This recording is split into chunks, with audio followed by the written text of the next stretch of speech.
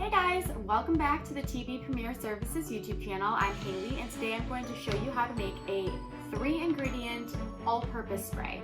So this could be used on your countertops, in your kitchens, in your bathrooms, anywhere that you need to do like a deep clean. These are really clean ingredients, so I like making my own because it shows me what I am actually using in my household, and it kind of rids of all of those chemicals that are typically in a regular house cleaner. So you're going to have 1 cup of filtered water, 1 cup of distilled white vinegar, and about 8 to 10 drops of essential oils. I like to use the lemon scented one, but anything like lemon, lavender, orange, that would be a great choice. So you're going to basically just mix all of this into a bottle.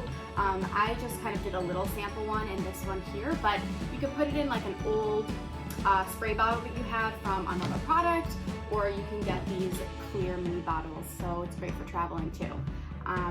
I will show you the ingredients in the next slide and hopefully you can try it out. Enjoy!